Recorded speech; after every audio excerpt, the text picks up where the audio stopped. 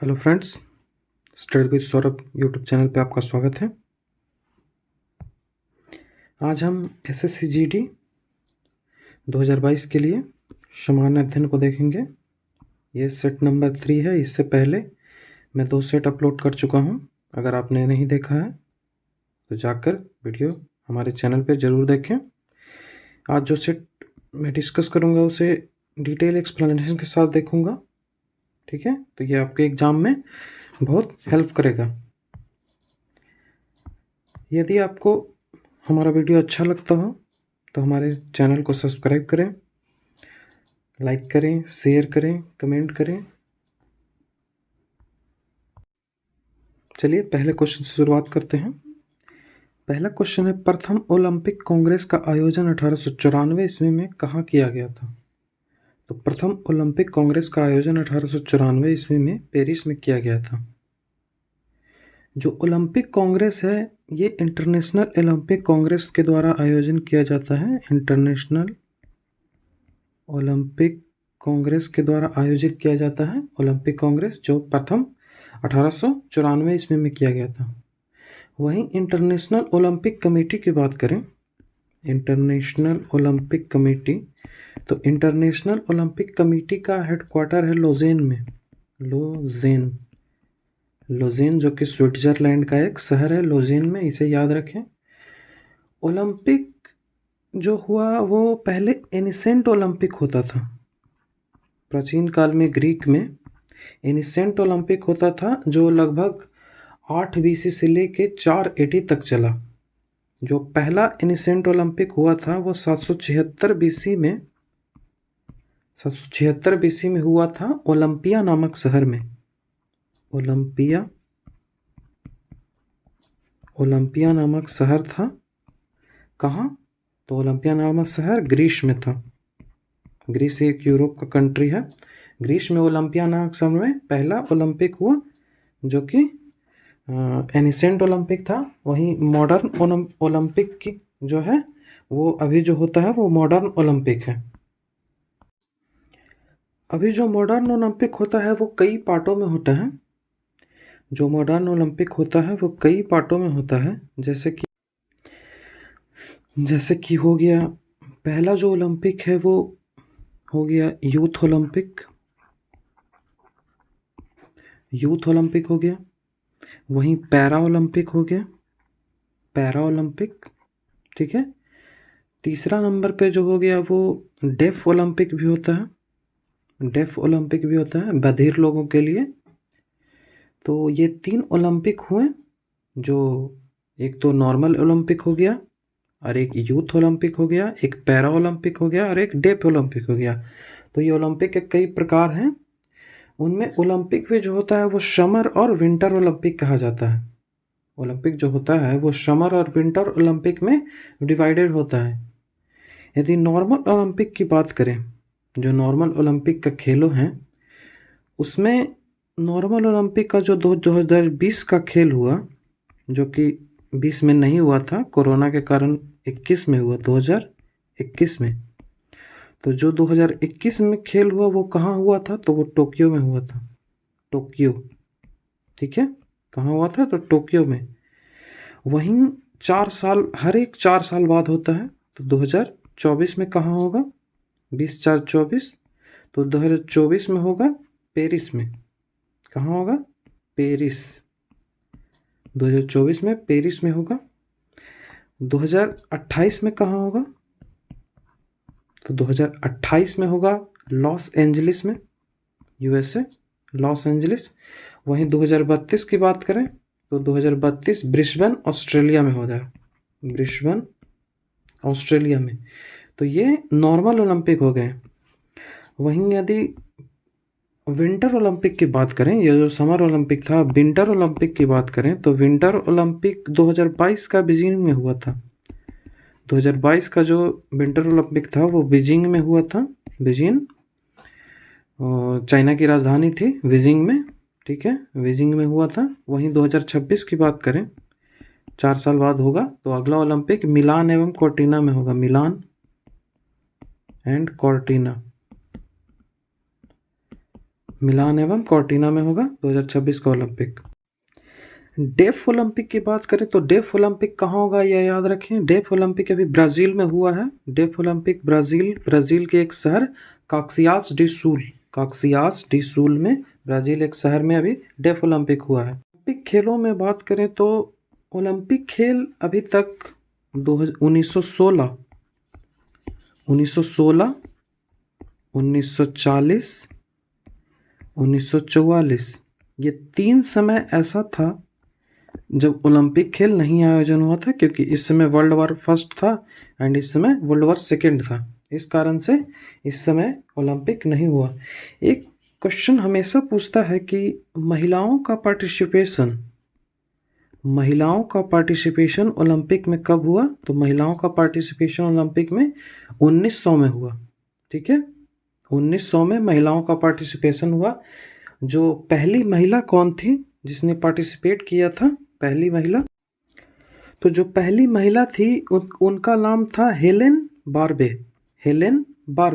ठीक है, उनका नाम क्या था, हेलेन बार्बे, जिनका जन्म कहाँ हुआ था, तो वो बॉर्न हुई थी अमेरिका में, लेकिन वो जो ओलंपिक खेली थी 1900 में, 1900 ईस्वी में पार्टिसिपेट करने वाली जो पहली महिला थी वो स्विट्ज़रलैंड को रिप्रेजेंट किया था।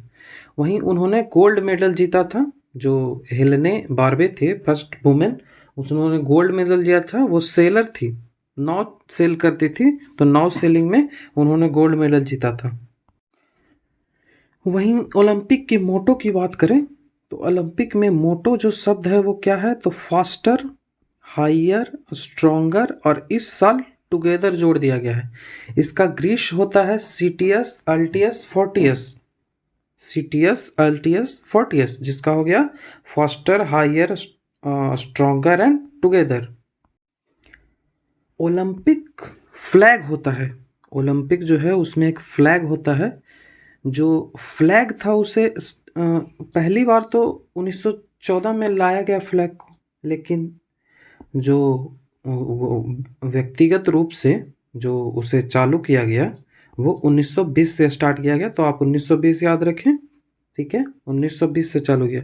ओलंपिक फ्लैग में 5 रिंग्स होते हैं, 5 रिंग होते हैं जो कि 5 कॉन्टिनेंट को रेफर करते हैं।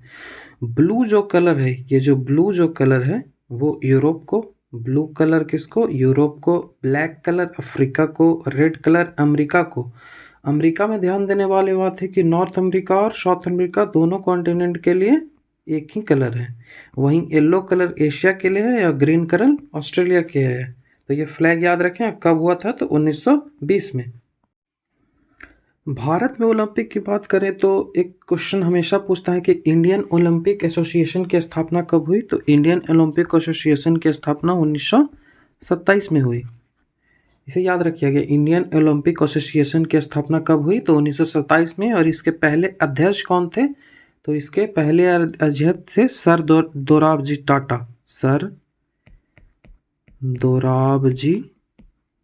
टाटा, इनके पहले अध्यक्ष थे।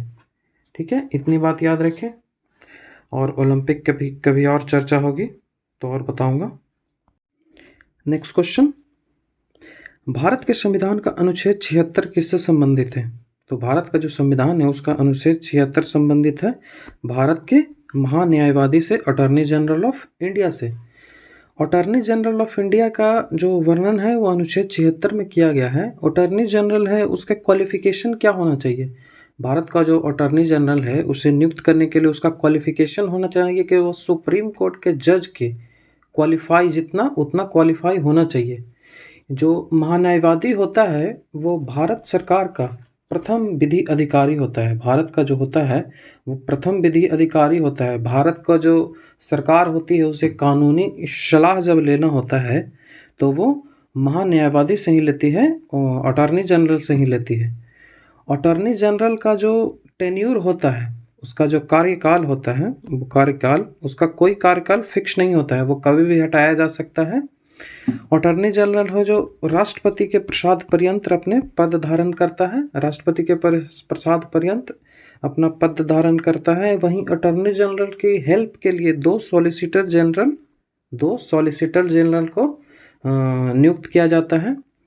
यदि अटॉर्नी जनरल के वर्क की बात करें, वो क्या कार्य करता है, तो वो भारत सरकार को विधिक सहायता देता है, भारत सरकार को कानूनी सहायता देता है और वो ऐसे कर्तव्यों का पालन करता है जिसे राष्ट्रपति उसे सौंपे।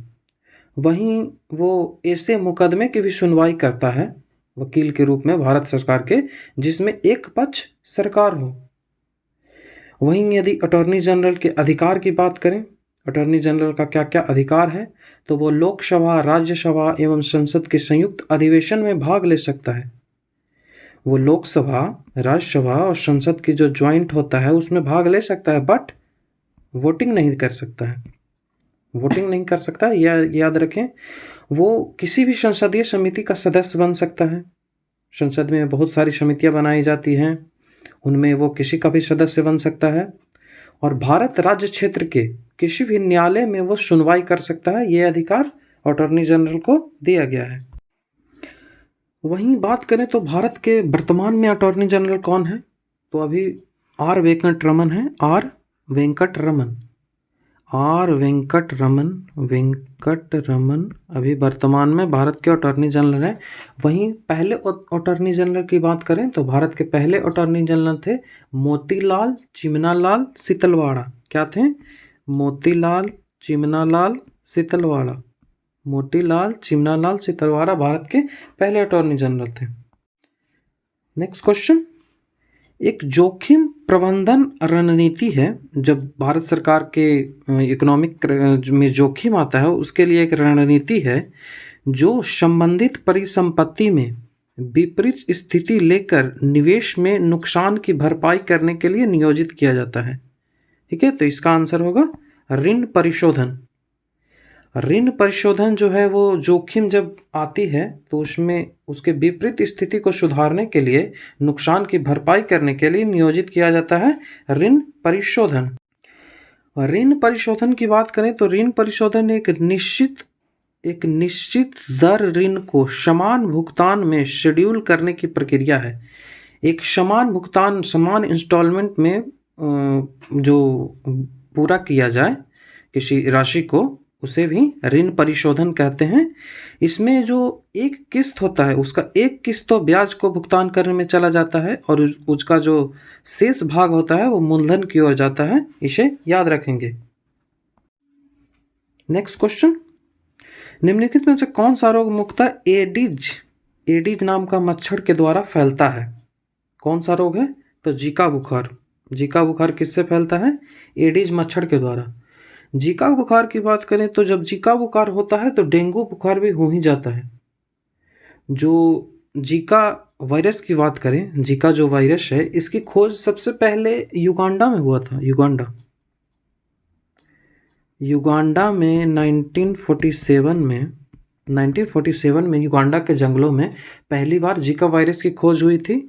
वहीं ह्यूमन में इसकी प्रेजेंस की बात करें, ह्यूमन को कब पता चला कि ह्यूमन में हुआ, तो ह्यूमन में सबसे पहली बार 1954 ईस्वी में नाइजीरिया में हुआ। 1954 ईस्वी में नाइजीरिया में पहली बार जीका बुखार का केस मिला। वहीं भारत की बात करें तो भारत में कब आया, तो भारत में 2017 में जीका बुखार का पहला केस राजस्थान एवं तमिलनाडु में मिला। राजस्थान एंड तमिलनाडु में जीका बुखार का पहला केस कब मिला, तो 2017 में। वहीं मलेरिया की बात करें तो मलेरिया जो है वो प्लाज्मोडियम, ये जो प्लाज्मोडियम है एक प्रोटोजोवा है। प्लाज्मोडियम जो है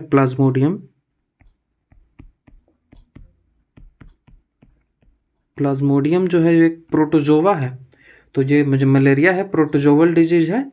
जो प्रोटोजोवा है प्लाज्मोडियम, इसको कैरी कौन करता है, तो इसको कैरी करता है एनोफ्लीज मच्छर। वो भी कौन सी? फीमेल वाली, मेल वाली नहीं, एनोफ्लीज मच्छर। इसको कैरी कौन करता है, तो एनोफ्लीज मच्छर के द्वारा मलेरिया फैलता है। मलेरिया में होता है कि वो आरबीसी है, वो आरबीसी को कम कर देता है जिससे ब्लड की कमी हो जाती है ह्यूमन में। ये हो गया मलेरिया। मलेरिया के कुछ दवा की बात करें तो सबसे ज़्यादा एग्जाम में पूछा जाता है कुनैन एक दवा है मलेरिया की, कुनैन। वहीं कुनैन से ही बनाया जाता है क्लोरोक्विन। क्लोरोक्विन। तो ये 2 दवा के नाम याद रखें मलेरिया के लिए, कुलैन और क्लोरोक्विन हमेशा पूछता है। वहीं कुछ और बीमारियां हैं, जैसे यहाँ जो ऑप्शन में दिया गया है तुलारेमिया जो बीमारी है वो ह्यूमन में भी होता है, एनिमल में भी होता है। ये जो बीमारी है वो टिक को काटने से होता है, टिक या डियर मक्खी, हिरन मक्खी, हिंदी इसका हिरन मक्खी, डियर मक्खी को काटने से तुलारेमिया होता है। ठीक है। वहीं मिनीमाटा की बात करें, जो मिनीमाटा बीमारी है, मिनीमाटा पारा के कारण होता है। जब पारा की अधिकता ज़्यादा हो जाती है तो मिनीमाटा हो जाता है। मिनीमाटा एक जापान का शहर है। तो वहीं समुद्र में जो पारा की अधिकता ज़्यादा होने के कारण मछली से ये फैलती है। जो मिनीमाटा रोग है वो मछली से फैलती है, इसको याद रखें। मिनीमाटा रोग मछली से फैलती है। वहीं एक इटाई नाम की बीमारी होते हैं। इटाई बीमारी जो है वह कैडमियम से फैलती है। जब हवा में कैडमियम की मात्रा ज़्यादा हो जाती है तो इससे इटाई बीमारी होती है। वहीं ब्लू बेबी सिंड्रोम नाम की एक बीमारी है, जो कि जब वाटर में नाइट्रेट की मात्रा ज़्यादा बढ़ जाती है, इसके कारण बच्चों में ब्लू बेबी सिंड्रोम हो जाते हैं, नाइट्राइट के अधिकता के कारण पानी में। तो ये कुछ बीमारियां थी जिन्हें याद रखना जरूरी है।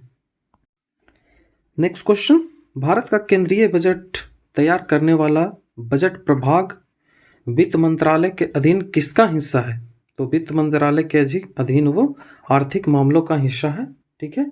बजट की बात करें तो बजट, भारत के संविधान में बजट शब्द की चर्चा नहीं की गई है। बजट नाम का कोई शब्द भारत में नहीं है। भारत के संविधान के आर्टिकल 112 में वार्षिक वित्तीय विवरण की चर्चा की गई है, जिसे राष्ट्रपति संसद में पेश करेगा। ठीक है। तो जो बजट पेश करता है वो फिनांस मिनिस्टर करते हैं, वित्त मंत्रालय। वहीं इसे रखवाता कौन है? तो राष्ट्रपति। जो बजट की बात करें तो बजट को 75 दिन के अंदर पारित होना अति आवश्यक है।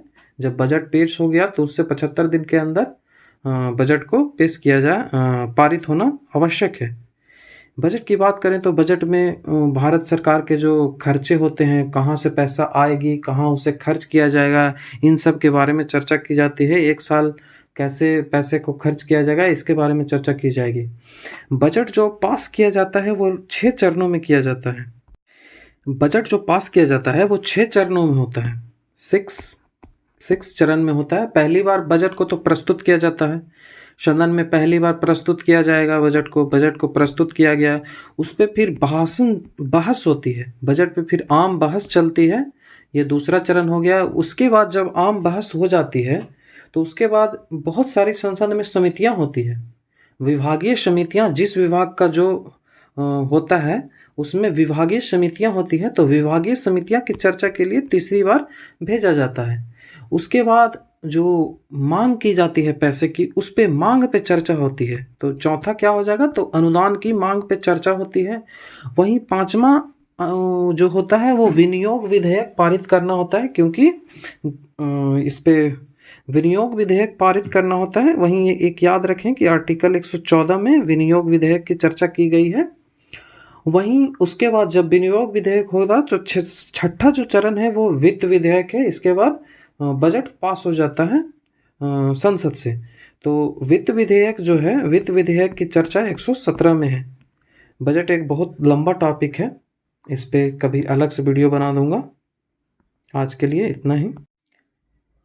नेक्स्ट क्वेश्चन, निम्नलिखित में से कौन सा परिभाषित शब्द उन प्रजातियों के लिए प्रयुक्त हो जाए है जो स्थानीय आवास के प्राकृतिक आवासी नहीं है? जो स्थानीय आवास है वहाँ के प्राकृतिक आवासी तो नहीं है, लेकिन इस तंत्र में शामिल होते हैं। तो ये कौन है? तो एक्सोटिक, विजातीय। ऑप्शन से ही, हिंदी ऑप्शन से ही निकल जाएगा, विजातीय। ठीक है, विजातीय। वहीं इंडेमिक की बात करें, जो इंडेमिक है, इंडेमिक की बात करें तो इंडेमिक जो होता है वो स्थानीय ही होता है, या स्थानीय। एक्सोटिक जो होता है वो बाहरी होता है। नेक्स्ट क्वेश्चन है कि एतमाद उद दौला जो है, इसका मकबरा कहाँ स्थित है? तो एतमाद उद दौला का मकबरा आगरा में स्थित है। याद रखें। यतमाद उद दौला जो है वो नूरजहाँ का पिता था। नूरजहाँ, वही नूरजहाँ जो जहांगीर की बीवी है। नूरजहाँ का जो असली नाम था, वो बचपन का उसका नाम था, ये पूछा है एग्जाम में इसलिए बता रहा हूँ। मेहरुन्निसा उसका नाम था, मेहरुन्निसा। मेहरुन्निसा क्या नाम था? तो मेहरुन्निसा नाम था उसका, ये याद रखें।